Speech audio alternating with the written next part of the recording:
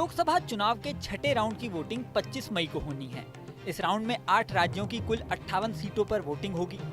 सिर्फ यूपी की बात करें तो यहाँ 14 सीटों पर वोटिंग होनी है। इसमें आधी सीटें ऐसी हैं जहाँ राजनीतिक विश्लेषक भी नहीं समझ पा रहे कि किसका पलड़ा भारी है।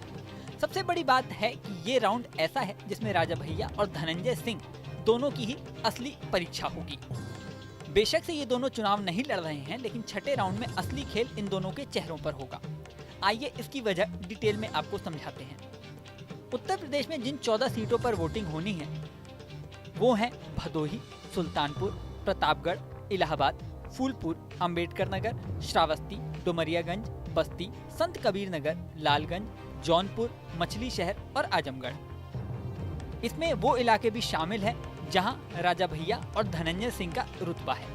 ऐसे में राजा भैया और धनंजय सिंह के हनक और रुतबे का असली टेस्ट इसी राउंड में होना है।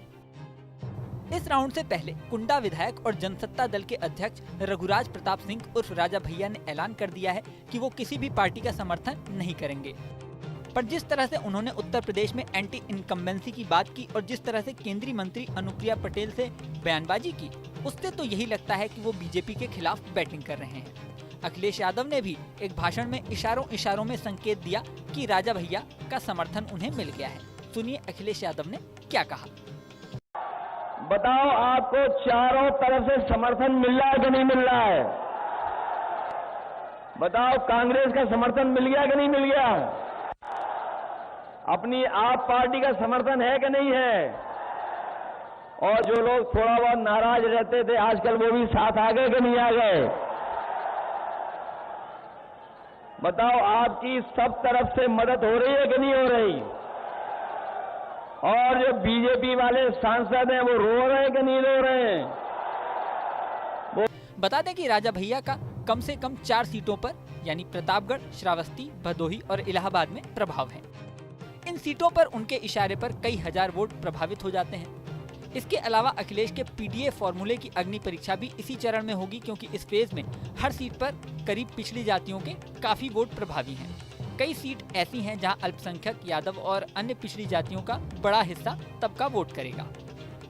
इसके अलावा इस राउंड में जौनपुर और मछली शहर में भी वोटिंग होगी, जो mafia turn politician Dhananjay Singh का इलाका माना जाता है।